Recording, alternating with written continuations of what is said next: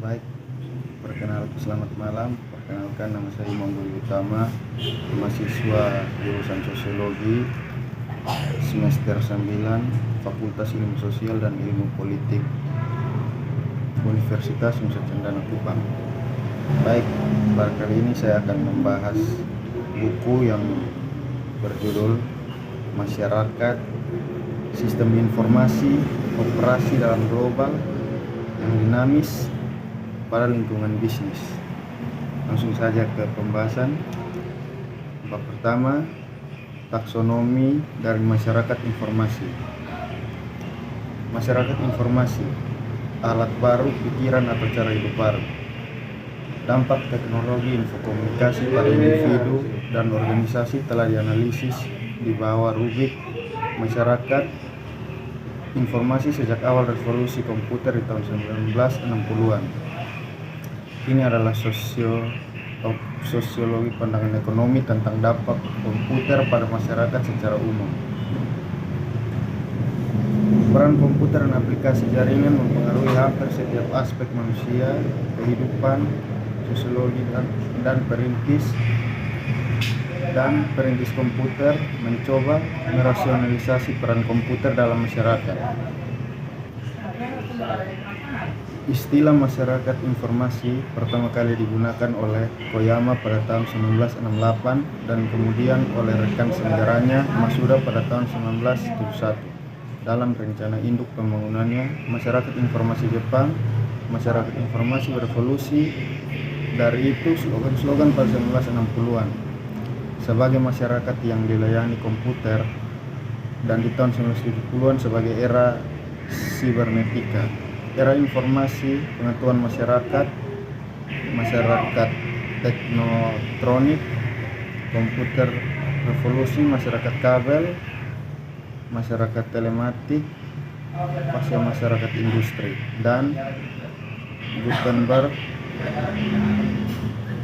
Masyarakat informasi diciptakan untuk mengintelektualisasi perubahan perilaku sosial yang mentransformasikan kapitalisme dengan kapital dan material menjadi tatanan politik dan sosial baru berdasarkan informasi.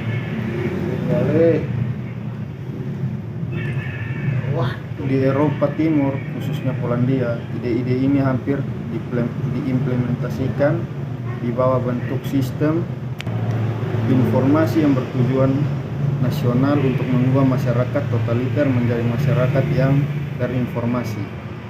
Sebuah proyek serupa, meskipun hanya alat perencanaan pusat, subjek eksperimen di Chili, Presiden Allende mengundang ahli cybernetik terkenal Inggris, Stanford Baird, menerapkan gagasan umpan baliknya untuk mengurangi kompleksitas perencanaan, tetapi pembunuhan presiden juga membunuh masyarakat cybernetik di selatan Amerika.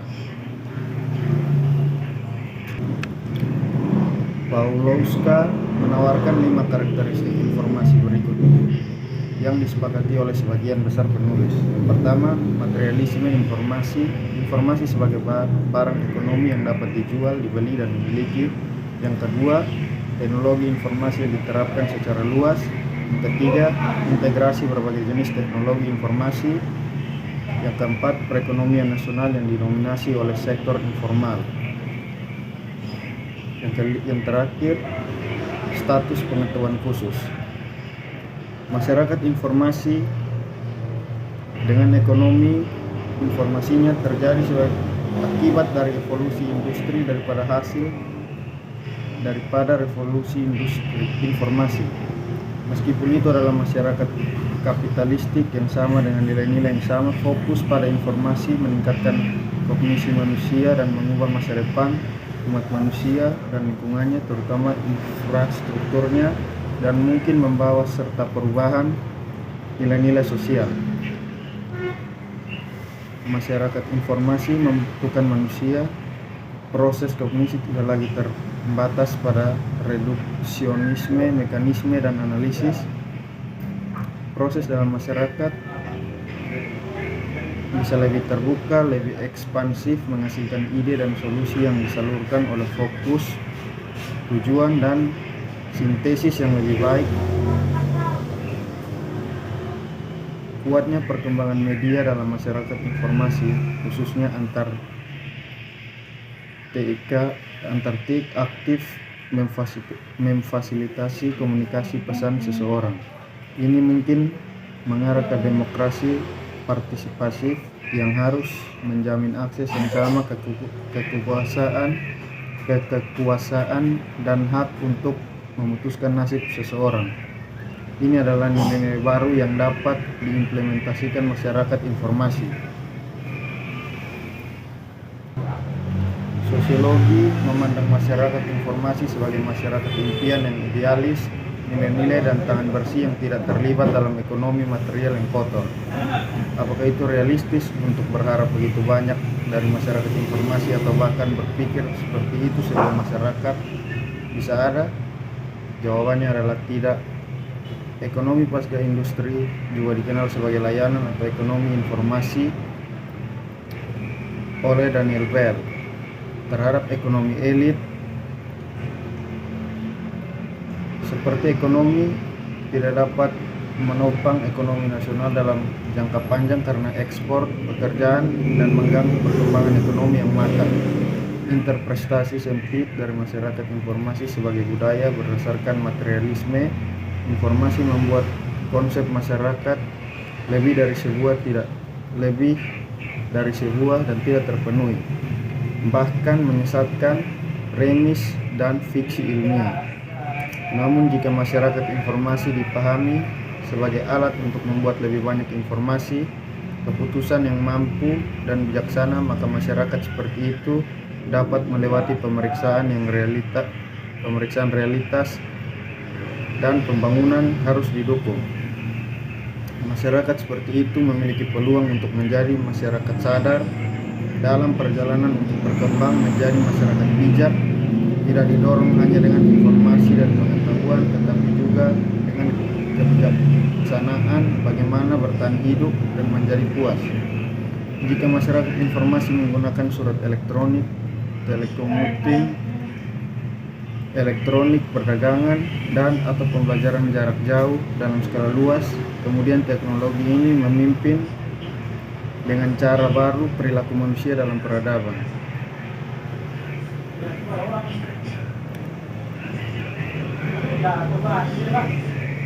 Inti dari masyarakat informasi. Kerangka sosial masyarakat informasi yang didefinisikan oleh Bell adalah hal baru infrastruktur komputer telekomunikasi terintegrasi yang mentransmisikan terstruktur ide penilaian atau hasil eksperimen. Bell memandang teknologi itu agen utama perubahan. Telah dipertanyakan oleh beberapa penulis, sebagai contoh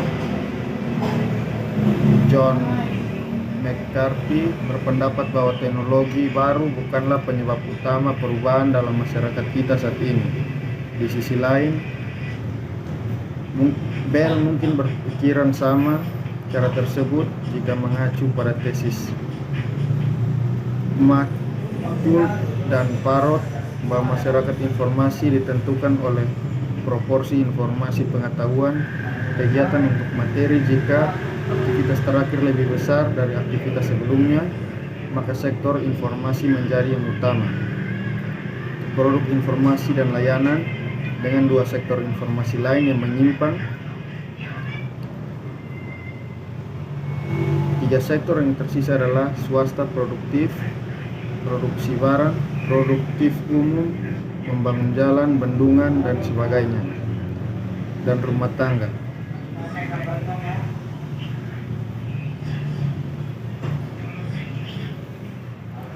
Alih-alih mendefinisikan masyarakat informasi dengan produk dominannya, informasi kita memandang masyarakat melalui struktur umum sosial dan hubungan ekonomi.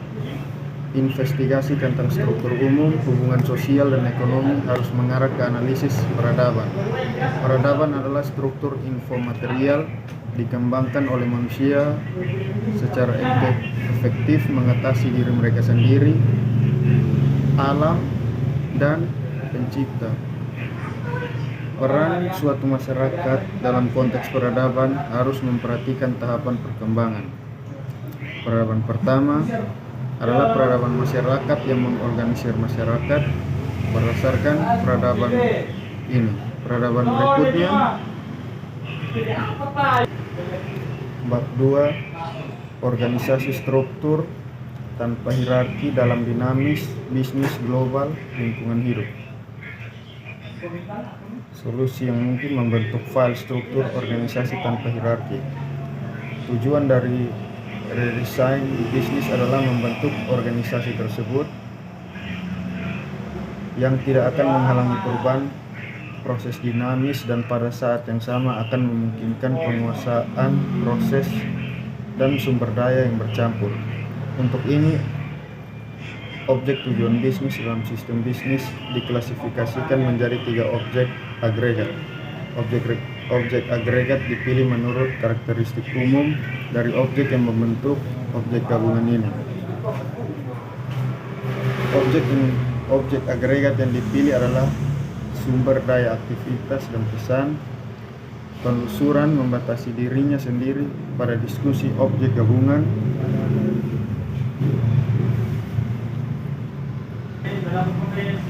Jika kita fokus pada kelas sumber daya manusia dan struktur sumber daya manusia, kami sebenarnya mengamati kompleksitas struktur organisasi.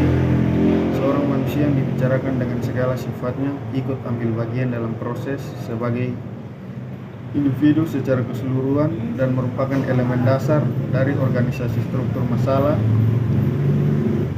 muncul ketika sumber daya manusia dikelompokkan pada level yang lebih tinggi. Sejak awal struktur dibentuk sesuai dengan kebutuhan proses yang terjadi dalam sistem bisnis.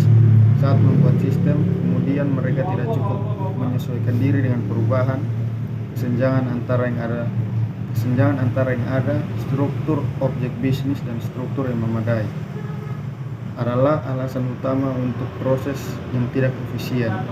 Kondisi yang diperlukan untuk pelaksanaan setiap proses adalah penguasaan proses dan objek bisnis yang dibutuhkan untuk melakukan